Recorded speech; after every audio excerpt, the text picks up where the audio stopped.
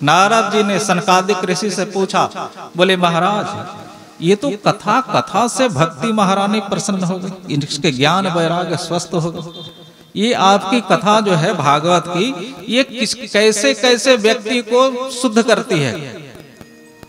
इसमें लिखा है के शुद्धयंती, इस कथा से कौन कौन आदमी शुद्ध होता है। के शुद्धयंती वदंतु रमहान। इस कथा आए जो आपकी कथा है, ये कथा कौन कैसे कैसे व्यक्ति को शुद्ध करती है। बोले व्यक्ति की बात छोड़ो, जिस आदमी ने जीवन में कोई भी अच्छा काम किया ही नहीं, सारे जीवन में किसी ने कोई अच्छा काम नहीं किया, लेकिन वो भी आदमी अगर इस कथा को सुनेगा तो उसको ये मुक्ति प्रदान करती, ऐसी कथा है भागवत। जीवन में किसी ने सारा जीवन कोई अच्छा काम नहीं किया, उस आदमी को भी ये ग्रंथ कहती है भागवत, मेरे शरण में आओ, हम तुमको वैकुंठ की प्राप्ति कराएंगे।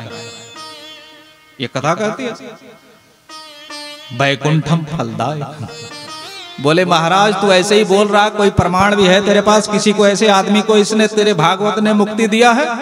बोले जरूर दिया है। बोले कोई उदाहरण तुम्हारे पास है? बोले बताओ। बोले है। बोले बोलो, ऐसी कौन सी व्यक्ति है जिसने जीवन में कोई अच्छा काम न किया हो, उस आदमी को तुम्हारी ये भागवत मुक्ति प्रदान करी हो? बोले है, उदाहरण मैं दे रहा हूं, सुनो ना। एक नदी है, उस नदी का नाम है तुंगभद्रा, और उस नदी के किनारे एक गांव है। उस गांव में एक ब्राह्मण देवता रहता है। उस ब्राह्मण का क्या नाम है? आत्मदेव। उसकी पत्नी है, उस पत्नी का क्या नाम है? धुंधली। लेकिन इस आत्मदेव का कोई संतान नहीं है। ये बेचारा आत्मदेव भोला भाला ब्राह्मण है, सवेरे अपने पोथी पत्रा लेकर यजमानों में निकल जाता है, सारा दिन अपने यजमानी करता है बेचारा। लेकिन इसकी जो पत्नी है उसको लिखा लोक वार्ता रहता, ये सारा दिन मोहल्ले में गांव में घूम घूम के दुनिया की परपंच करती है, परपंची महिला, लोक वार्ता रहता, सारा दिन फलाने की फालतू की चर्चा।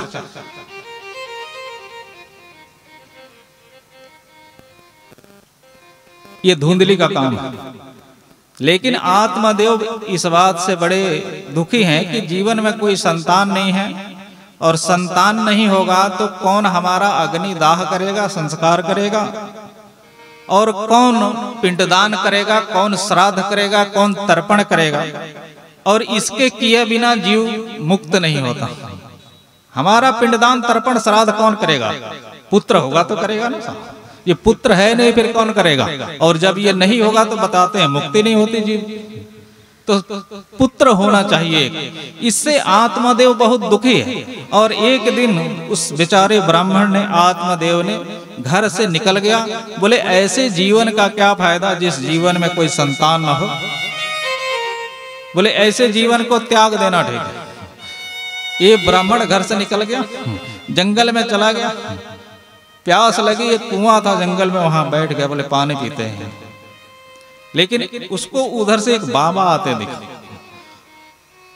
जब बाबा को भी प्यास था बेचारे को, वो भी कुआं पे आया। लेकिन आत्मदेव का जब शकल देखा उसने, बाबा ने, बोले तुम बहुत चिंतित दिख रहे हो, इतना चिंतित क्यों? बोले बाबा क्या बताएं, जीवन में कोई संतान नहीं है, और मैं इस शरीर को त्याग देने के लिए इस जंगल में आया। उस महात्मा ने सिर पे हाथ मारा। बोले हम तो सोच रहे थे ये जंगल में भगवान के भजन करने आया होगा, ईश्वर प्राप्ति के लिए आया होगा, और ये तो बेटा के लिए दुखी हो रहा। बोला ओ भाई, बेटा से मुक्ति नहीं होती रे। अगर बेटा ही मुक्ति देता तो स्वर्ग में जगह नहीं होती किसी को, स्वर्ग फुल होता। लेकिन स्वर्ग तो खाली पड़ा है और नरक फुल हो रहा है। बेटा मुक्ति नहीं देता किसी को, मुक्ति कौन देता है? हमारे कर्म, हमारे कर्म मुक्ति देता है साहब, बेटा मुक्ति नहीं देगा। ठीक है, बेटा नहीं होना ये अच्छी बात नहीं है, बेटा होना चाहिए, लेकिन बेटा संस्कारित होना चाहिए, नालायक नहीं होना चाहिए। ये नालायक होगा तो तुमको नरक में पहुंचा देगा, तुम्हारे जीवन को नरक बना देगा। बेटा हो लेकिन संस्कारित पुत्र हो, संस्कारित संतान हो, वो आपको सुख देगा। बेटा होना चाहिए, चाहिए। बाबा ने कहा, बोले देखो आत्मदेव, ठीक है बेटा नहीं, अगर भगवान की यही इच्छा है तो आप भगवान की इच्छा में प्रसन्न रहो, तुम्हारे प्रारब्ध में नहीं होगा तो नहीं हुआ, तुम दुखी क्यों हो रहे? गीता कहती है उधरेत आत्मनः आत्मनम्। गीता किसने बोली? भगवान ने अपने मुख से बोली। भगवान कहते हैं गीता में, उधरेत आत्मना आत्मनम्, अपना उद्धार आदमी स्वयं करता, कोई हमारा उद्धार कोई और नहीं करेगा। हमारे ही कर्म हमको स्वर्ग में पहुंचाएंगे और हमारे ही कर्म और जगह भी पहुंचा देंगे। हमको कोई स्वर्ग में दूसरा नहीं पहुंचाएगा, बेटा स्वर्ग में नहीं पहुंचाएगा साहब। हमारे कर्म अगर ठीक नहीं है तो बेटा भी नहीं पहुंचा। इसलिए हम अपना उद्धार आत्मदेव तुम स्वयं करो, बाबा ने बोला। इसी बात को भगवान भी कहते हैं, उधरेत आत्मना आत्मनम्, तुम अपना। अरे साहब, सुख तो दान पुण्य सत्कर्म अच्छे कर्म करने से, भजन करने से सुख होता है। कर तो कर्म तो हमारे उल्टे और चाहते सुख। कैसे कैसे ये संभव? जो बोएगा वही पाएगा, तेरा किया आगे आए। कनक लगेगी तो कनक बीजेंगे तो उसमें जीरी लगेगी कि कनक ही होगी? जो बीजेंगे वही तो होगा। कर्म अच्छे करे तो सुख होगा साहब। कर्म को ठीक करे। उधरेत आत्मना आत्मनम्। बाबा ने समझाया, बोले ये ब्राह्मण देवता, आप पुत्र के लिए चिंतित ना हो, आपके प्रारब्ध में नहीं होगा तो नहीं। तुम आत्महत्या करने जा रहे हो, इससे बड़ा पाप और कुछ नहीं है आत्महत्या से। ये तो पाप है। जीवन भगवान ने दिया है, इसको जियो। अपना उद्धार तुम स्वयं करो, स्वयं करो। लेकिन बाबा ने कहा, आत्मदेव ने कहा, बोले ये बाबा, तुम बाबा बैरागी ठहरे और तुमको इस बात को क्या पता? हम गृहस्थ हैं, आंगन में बच्चे के जिस आंगन में किलकारी ना गूंजती हो, बच्चा पापा पापा ना कहता हो, वो शब्द कान में ना पड़े हो, ये कोई जीवन है? बोले ये क्या जीवन? ये कोई जीवन? जिस घर में किसी बच्चे का किलकारी ना हो, वो क्या जीवन है? बाबा ने कहा, ये भाई, हमने तेरे मस्तक के रेखा देखा रे, तेरे को 7 जन्म में भी संतान नहीं है। 7 जन्म में, एक जन्म नहीं। तेरे मस्तक के रेखा बता रहे, 7 जन्मावधि तव पुत्र पुत्रो नैवच नैवच। एक ग्रंथकार, 7 जन्मावधि तव पुत्रो नैवच नैवच। 7 जन्मों में तेरे भाग्य में पुत्र नहीं है बच्चा, तो क्यों परेशान है? जो भगवान ने जीवन दिया है, इसको भगवान के भजन कर, कल्याण होगा। भगवान का भजन कर, कल्याण होगा। जब ये बात आत्मदेव ने सुना कि 7 जन्मों में भी संतान नहीं है, उसने महात्मा के आगे सिर पटका, बोले महाराज, ते तो मेरी जो पीड़ा थी ना, उसको और बढ़ा दिया। अब पहले जो थोड़ी बहुत आस भी थी जीने की, अब वो भी गई। अब तो तेरे सामने सिर पटक पटक के प्राण त्याग दूंगा। याद तू कुछ कर, नहीं तेरे सामने इस शरीर का अंत करूंगा और तेरे को ब्रह्म हत्या का पाप लगेगा। बाबा ने सिर पे हाथ मारा, बोले ये कहाँ फंस गए यार हम, किसके चक्कर हैं। बाबा ने कहा वो भाई सिर मत पकड़, ये फल ले और ये अपने पत्नी को खिला देना, तेरे को संतान हो जाएगा, जा। थोड़ा कथा पे ध्यान देना।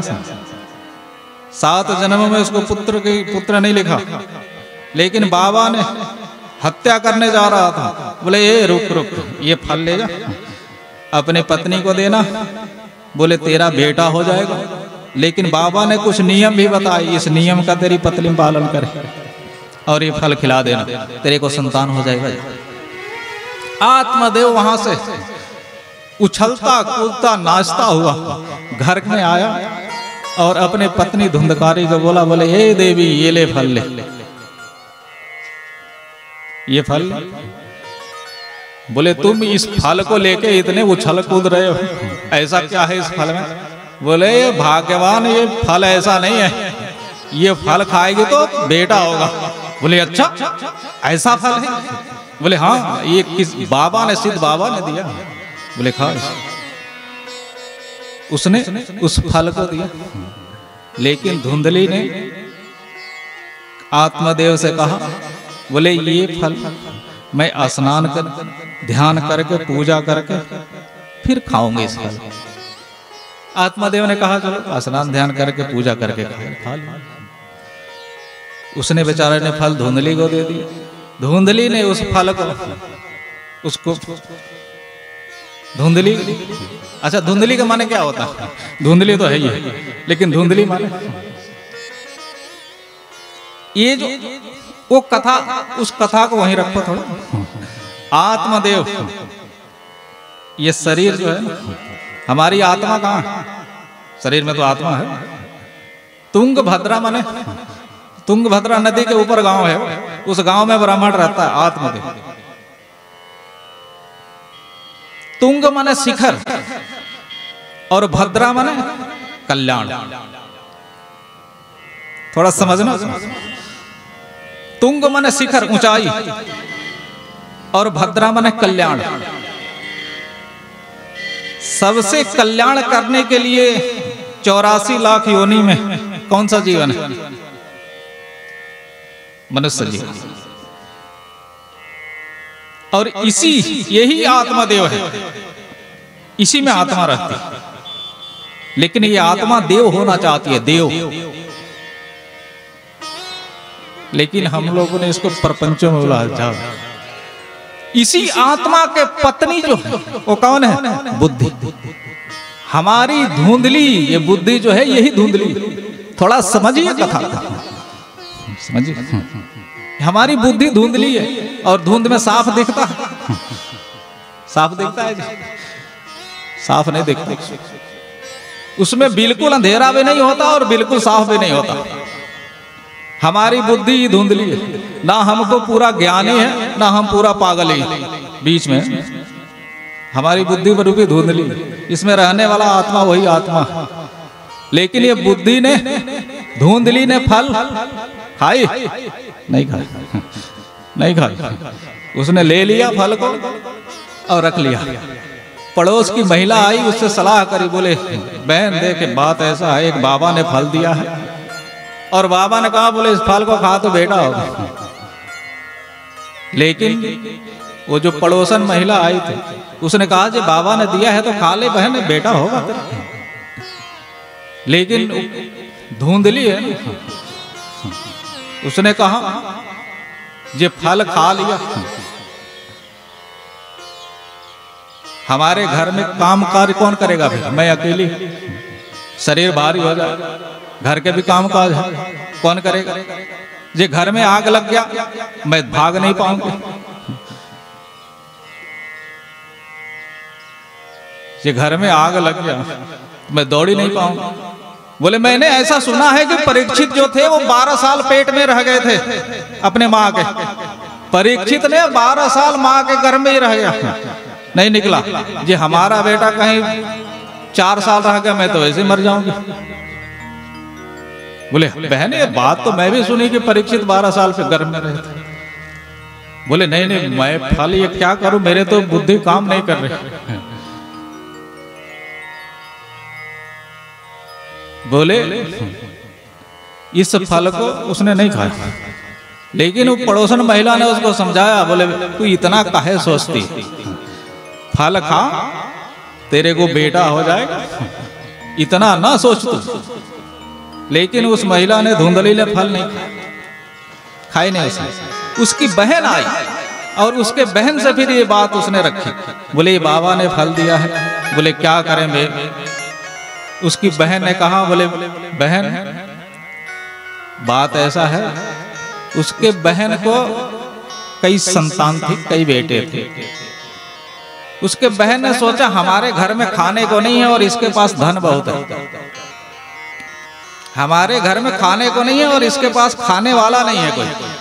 उसने सोचा, उसके बहन ने, बोले बहन दे, हमारे गर्भ में संतान है और ये संतान जो होगी मैं तेरे को दे दूंगी चुपचाप, और तू बोल देना अपने पति को ये हमारा बेटा, मेरा संतान गर्भ में, मेरे गर्भ में संतान है, ये बच्चा होगा, मैं चुपचाप तेरे को लिया कर दे जाऊंगी। अपने पति को, आत्मदेव को बोल देना हमने फल खा लिया और उससे बहुत फायदा हुआ। उसकी बहन ने सलाह दिया, बोले इस फल को क्या करें, फिर इस फल को ऐसा कर तू गाय को खिला दे, इस फल का परीक्षा भी हो जाए। थोड़ा ध्यान देना। उस बाबा के फल को धुंधली ने कहा, बोले ये ठीक है, मैं परसों पीड़ा से भी बच जाऊंगी और बेटा का बेटा भी हो जाएगा, इस फल की परीक्षा भी हो जाएगी, तीनों काम। मैं बच्चे होने का परसों वेदना से भी बच जाऊंगी और फल की परीक्षा भी हो जाएगी और हमको संतान भी मिल जाएगी। ये धुंधली है। हमारी आपकी बुद्धि भी इतने तर्क करती है ना साहब, पूछो, ये धुंधली है, ये तर्क करी इसने, लेकिन फल नहीं खाया। फल गाय को खिला दिया, बोले खिला दे, फल गाय को खिला दिया। उसके बहन को कुछ दिनों में बच्चा हुआ, 6-7 महीने बाद अपने पति को कह दिया हमने फल खा लिया, हमारे गर्भ में संतान है। आत्मदेव बेचारे भोले भाले ब्रह्म, उसके बहन को संतान हुआ। रात ही रात उसने अपने बालक को उठाकर धुंधली के घर में दे दिया चुपचाप। इसने सवेरे अपने पति को कह दिया हमको बेटा हुआ। इसने सारे गांव में मिठाई बंटवा दी, सारे गांव बोले बेटा हो गया। 2-3 महीने बाद में एक गाय का भी बेटा, उसका सारा जो बाबा का फल जो गाय को खिलाई थी, उस गाय को भी एक बेटा हुआ। धुंधली ने कहा हमारा बेटा जो है इसका मैं नाम रखूंगी क्या? आत्मदेव ने कहा बोले इसके नाम तो रखें। बोले हमारा बेटा है, इसका नाम मैं रखूंगी, अपने नाम से मिलता जुलता। तो उसका क्या नाम रखा? धुंधकारी। लेकिन जो गाय का बेटा हुआ, उस गाय का बेटा का नाम रखा गया, क्या रखा गया? गौकर, क्योंकि उसका शरीर तो पूरा इंसान का था जो गाय ने बेटा दिया, उसका कान गाय जैसे, इसलिए उसका नाम रख दिया क्या? गौकर्ण। दोनों बेटे समय आने में पढ़े लिखे, लेकिन दोनों बेटे बड़े हुए, लेकिन दोनों का स्वभाव कैसा हुआ? दोनों का जो स्वभाव हुआ वो कैसा हुआ? गौकर्ण पंडितो ज्ञानी, धुंधकारी महाखला। जो गौकर्ण हुए वो महाविद्वान ब्राह्मण पंडित हुआ, लेकिन जो धुंधकारी धुंधली का जो बेटा था, जो उसने छल से लिया था, चोरी से ली थी, वो महादुष्ट खल। ऐसा कोई माड़ा काम नहीं था जो उसने नहीं करा। जब वो महादुष्ट हुआ तो रोज आत्मदेव के ब्राह्मण के पास क्या आने लगे? उलाहना। बोले तेरे बेटे ने आज यहाँ चोरी कर दी, आज इसको मार दिया। 10 नंबरी हुआ, 10 नंबरी। जिसका बेटा 10 नंबरी हो जाए उस पिता का क्या होगा? अब आत्मदेव को बोले ये बाबा जो कह रहा था बात उसकी सही थी। पहले बेटा से दुखी था, बेटा नहीं था तो, लेकिन आज बेटा से दुखी। तो सत्संग याद आया, बोला जो बाबा ने कहा था कि ओ भाई, भगवान की जो इच्छा है उसमें राजी रह, जो कुछ भी दिया है उसमें संतोष कर। लेकिन मैं बाबा का बात नहीं माना, जिद किया, लेकिन इस ऐसे बेटे को तो नहीं होना। सत्संग याद जरूर आता है आदमी को जब टाइम आता है, लेकिन ये जब याद आता है उस टाइम समय निकल गया होता, निकल गया। जब चिड़िया चुग गई खेत फिर क्या? सत्संग ऐसा नहीं याद नहीं आता, आता है समय पे, याद जरूर आता, याद आता। यहाँ धुंधकारी पिता को आत्मदेव को याद आया, बोले बाबा सही कह रहा था, ऐसे बेटे से तो नहीं बेटा था जब शांति से तो। बोले अब तो घर के भांडे भी इसने बेच दिए, क्या होगा? क्या होगा? गौकर्ण ने अपने पिता को समझाया, बोले पिताजी आप क्यों दुखी हो रहे हो? यहाँ कोई किसी का बेटा नहीं, ये तो किसी जीव को जन्म लेना होता है तो किसी न किसी को माध्यम तो बनना है, कोई ना कोई माध्यम तो बनेगा। किसी जीव को आना है माध्यम, तो किसी न किसी को बनेगा। यहाँ कोई किसी का नहीं है वास्तव में देखा जाए। बोले आप भगवान का भजन करो, जंगल में चले जाओ, तपस्या करो, अपने जीवन का कल्याण करो, क्यों बेटे के ऊपर आप दुखी हो रहे हो? बेटा का करने बेटा भरेगा, गुरु का करने गुरु भरे, चेले का करने चेला। तुम क्यों उदास हो रहे हो बिना मतलब? भगवान का भजन करो, उससे कल्याण होगा। आत्मदेव ने दोबारा घर छोड़ दिया और कहाँ चले गए? जंगल में। अब भगवान के भजन करने के आए, लेकिन पहले बाबा कह रहा था, जब नहीं माना है। बाबा कह रहा था, आत्मदेव ने उसको याद आया, बोले बाबा आज से जो 20 साल पहले बात कर रहा था, अगर उस बाबा के बात मान गए होते तो 20 साल ये व्यर्थ नहीं निकलता, ये भगवान के भजन में निकलता तो कल्याण हो गया होता। अभी तक तो 20 साल में तो बहुत कुछ हो जाता, 20 साल हमने गंवा दिया, बाबा के बात नहीं मानी, लेकिन आज फिर वही आ। आत्मदेव ने इस भागवत का 10वें स्कंद का पाठ किया और आत्मदेव का कल्याण हो गया। जब आत्मदेव जंगल चले गए, इसके पत्नी जो धुंधली थी, धुंधकारी ने गौकर्ण जी धुंधकारी का हालात देखकर पिता जंगल चले गए। धुंधकारी ने कहा, बोले पिताजी, माताजी, धुंधली जी, जो पिताजी तुमको नोटों की गड्डियां दे के गए हैं वो लाओ इधर, चाबी तिजोरी का लाओ इधर। धुंधली ने कहा, बोले घर के भांडे तक तो ते बेच दिया, बेच के पौआ पी गया, और तेरे को कहां से हम तिजोरी के चाबी दें? बोले नहीं देगी ना, पिताजी चले गए, लेकिन धन तेरे को बता के गए होंगे कहाँ रखा, दे नहीं, तेरे को मार मार के मार डालूंगा मैं। धुंधली ने बेटे के दुख से रात को कुएं में गिर के आत्महत्या कर ली। पिता जंगल चले गए, माता ने आप बेटे के दुखी से आत्महत्या कर ली, और गौकर्ण जी तीर्थ यात्रा चले गए, धुंधकारी बचा अकेले घर में। अब इसने चोरी करना शुरू किया, चोरी माल लूटे लोगों ले आवे। इसने 5 स्त्रियों को नाचने वाली को घर में ले आया, उनके साथ रहने लगा। एक दिन इसने चोरी किया, किसका? राजा के घर में डकैती मारा इसने। छोटा मोटा थोड़ी आदमी था, धुंधकारी महादायी महादुष्ट गौकर्ण पंडितों ज्ञानी, धुंधकारी महाखला। छोटा मोटा थोड़ी था, आम थोड़ी था, महा था, महादुष्ट। राजा के यहाँ चोरी किया, बहुत माल उठा के लाया। राजा के यहाँ किस चीज की कमी होती है? बोरियां भर भर के सोने चांदी को ले आके गिर दिया घर में। उन 5 स्त्रियों ने देखा, बोले इतने धन लूट कर लाया है, अगर राजा को पता चल गया तो इसको तो राजा मार ही डालेगा, सारा धन भी उठा ले जाएगा और हमको भी मार डालेगा। इसलिए पांचों स्त्रियों ने सलाह किया और इस धुंधकारी का, आपको पता क्या किया, रात को बोतल पी के तो आता ही था, मंजे पे सोया था, रस्सी से उसको पांचों स्त्रियों ने बांध दिया, वो बेड पे ही बांध के और उसको मारना शुरू किया। जब वो चिल्लाने लगा तो उसके मुख में जलता हुआ अंगारे भर दिया कि वो चिल्लाए नहीं। धुंधकारी को 5 स्त्रियों ने मार डाला और सारा धन लेके वो गायब हो गई, धुंधकारी मर गया। जब धुंधकारी मर गया तो गौकर्ण महाराज को कहीं पता लगा हमारा भाई भी चला गया।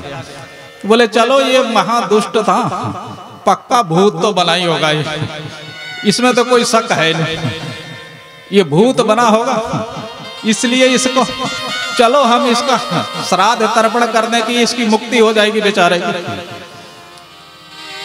तो श्राद्ध तर्पण कहाँ गया? बोले ये छोटा मोटा भूत नहीं बना होगा, भूत भी हाई क्लास का बना होगा, इसलिए हरिद्वार से इसकी तृप्ति नहीं होगी, हरिद्वार प्रयागराज इसका उद्धार नहीं करेगा। बोले कहाँ उद्धार होगा फिर इसका? बोले जिसका कहीं उद्धार ना हो उसको गया जी उद्धार होता, गया जी।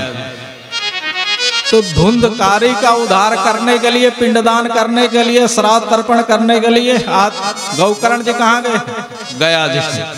गया जी में जाकर उसका श्राद्ध तर्पण विधि विधान से किया। बोले चलो इसका कल्याण हो जाएगा बेचारे का।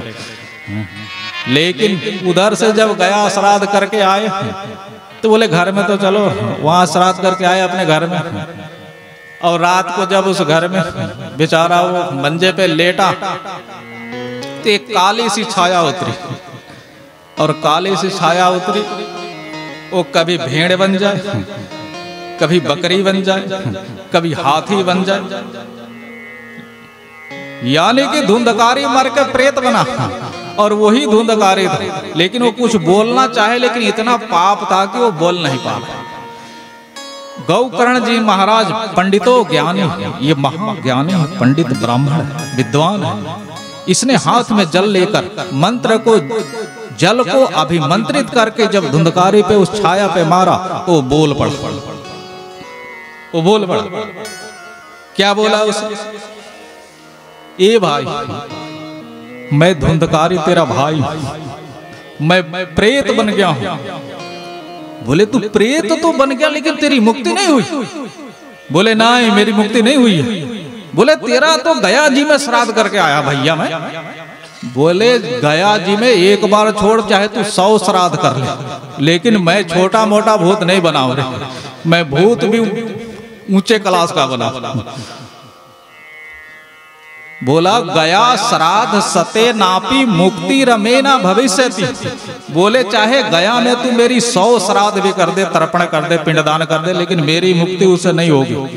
उसने गौकर्ण ने हाथ मारा सिर पे, बोले हे भगवान, जिसकी कहीं पिंडदान से मुक्ति नहीं होती उसके गया जी मुक्ति देती है, और वहां मैं तेरा इसलिए पहले ही मुक्ति करके आया, मेरे को पता था तू छोटा मोटा था, मैं चलो यहाँ से मुक्त हो, लेकिन यहाँ भी तेरी मुक्ति नहीं, अब क्या?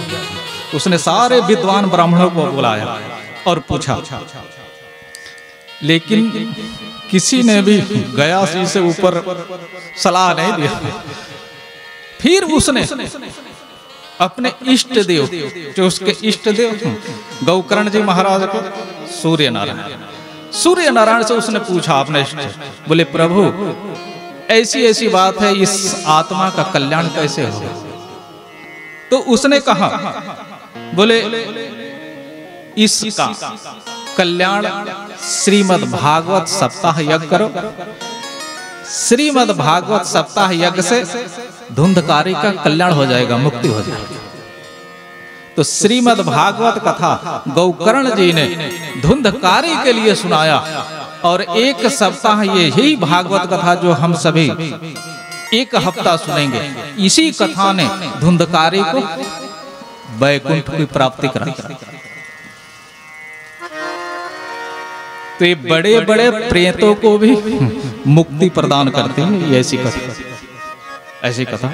असल में कथा ही मुक्ति प्रदान करती है, इसका नाम ही मुक्ति ग्रंथ है।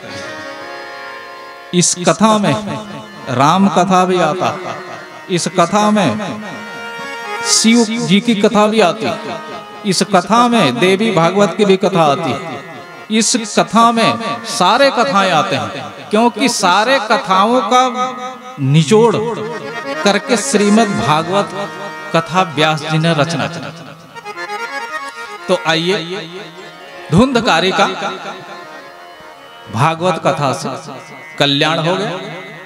और धुंधकारी जब भागवत गौकर्ण जी ने शुरू किया तो धुंधकारी आया कथा सुनने के लिए। लेकिन प्रेत क्या होता है? अच्छा, ये भूत होते हैं क्या? भूत होता होते हैं? देखा किसने? कैसा होता होता जब ग्रंथ कह रहा हो तो होता। ये भागवत कह रही धुंधकारी प्रेत था तो है, इसका मतलब ये कह रही भागवत तो है, होता। हमने भी देखा, लेकिन बाबा बनने से पहले देखा, जब इतने बड़ा थे जब देखा होता। ग्रंथ भी कहता धुंधकारी प्रेत बनाता, प्रेत होता। तो जब कथा गौकर्ण जी ने शुरू किया, धुंधकारी आया, लेकिन प्रेत माने हवा। हवा एक जगह रुकता नहीं है, हवा घूमता रहता है, चलता रहता है। तो धुंधकारी को हवा, तो हवा रुके कहाँ, कहाँ बैठे, हवा रुकता नहीं है। वहां एक बांस गड़ा था और धुंधकारी उस बांस में हवा प्रवेश करके वो बैठ गए। वो बांस में 7 गांठे थे और जिस दिन एक दिन की कथा में उस बांस की एक गांठ फट जाती, 7वें दिन बांस की 7वीं गांठ फटी और उसमें से एक दिव्य पुरुष, देवता जैसा पुरुष प्रकट हुआ और स्वर्ग से विमान आया। स्वर्ग से विमान आया, उस विमान में वो व्यक्ति बैठा। तो गौकर्ण महाराज ने पूछा, बोले भाई, उसने बोले मैं धुंधकारी हूं और इस भागवत कथा से मेरी मुक्ति हो गई है, अब मैं स्वर्ग को जा रहा हूं। बोले कथा तो इतने लोगों ने भी सुना है, इनके लिए विमान क्यों नहीं आया? तेरे लिए क्यों विमान आया भाई? कथा तो इतने और लोगों ने भी सुनी है, उनके लिए विमान काहे नहीं आया? तू प्रेत हो गया, तू मुक्त हो गया, लेकिन ये जो जीव ये कथा सुन रहे, इनके लिए विमान नहीं आया, ऐसा क्यों? बोले ये जो कथा जिस हिसाब से धुंधकारी सुना, उस हिसाब से किसी ने कथा सुनी नहीं। कथा का भी नहीं, धुंधकारी कैसे कथा सुना? उस बांस में बैठा और रोज बांस की एक गांठें फटती रही। हमारे अंदर भी गांठें हैं, ग्रंथि, वहां गांठ लिखा, यहां ग्रंथि। हमारे अंदर कितने चक्र हैं पता? 7 चक्र हैं। मूलाधार, ये सहस्त्रार, इसके बीच ये 7 चक्र हैं। इसमें मूलाधार से उठती है हमारी ऊर्जा, आत्मा शक्ति। 7 चक्र, यही ग्रंथि। तो इधर ना जाओ, ये PhD की क्लास है, वहां ये नहीं जाएगी, ये बहुत हाई क्लास की पढ़ाई। तो धुंधकारी जाने लगा। गौकर्ण जी ने पूछा, बोले ये प्रेत का तो उद्धार हो गया, लेकिन ये जीवों का उद्धार नहीं हुआ, इनके लिए विमान नहीं आया। बोले जो इस नियम से धुंधकारी ने कथा सुनी, उस नियम से किसी ने कथा ही नहीं सुनी। बोले कौन से नियम से कथा सुनी? बोले जो इसने कथा एकाग्र चित्त होकर सुना, ये कथा सुनते सुनते सोचता रहा कि हमारा कल्याण हो जाए। इसका मन कथा से कहीं बाहर संसार में गया ही नहीं। जितने देर ये कथा में बैठा रहा, उतने देर इसका ध्यान केवल भगवान में रहा, कथा में रहा। और कथा समाप्ति के बाद में चिंतन ये अपने भगवान का ही करता रहा। जो कथा सुना उसका मनन किया, कथा सुनने के बाद मनन किया, कथा सुनने के बाद वो अपने किए हुए पापों को याद करता रहा, उसका प्रायश्चित करता कि मेरा कल्याण हो जाए। कथा सुनने से हमारे पापों का विनाश होता है। लेकिन जब उसका हम मनन करेंगे, कथा का चिंतन करेंगे भगवान का, कि हमारा कल्याण हो जाए। कथा में बैठते तो बहुत लोग ऐसा है, लेकिन मन कहीं और होता है। बैठा आदमी जरूर रहता है, लेकिन धुंधकारी का मन 7 दिन भगवान से और कथा से अलग गया। उसने यही चिंतन करता रहा, अपने किए हुए पापों का स्मरण करता रहा, प्रायश्चित करता रहा। तीसरी बात, ये धुंधकारी कथा सुनने के बाद जो पाप हो गए हैं उसका प्रायश्चित, आइंदा ऐसे कोई पाप हमसे ना बने, इसका संकल्प। आइंदा कोई इस शरीर से पाप ना बन जाए, इसका संकल्प। इन नियमों से कथा सुना, उसका कल्याण होगा। लेकिन उस भगवान के पार्षदों ने कहा, बोले इस नियम से एक धुंधकारी कथा सुना और किसी ने सुना नहीं। गौकर्ण जी ने कहा, बोले इस नियम से जो भी कथा सुनेगा उसका कल्याण हो जाएगा, बिल्कुल हो जाएगा, धुंधकारी का होगा। दोबारा गौकर्ण जी ने अगले साल यही श्रीमद् भागवत की कथा कही, और सारे श्रोताओं ने इस नियम का पालन करके कथा सुना, और जितने श्रोता थे सबके लिए विमान आया, और सब श्रोता विमान में बैठ के भगवान के धाम के गए। बोले मुरली मनोहर लाल की जय।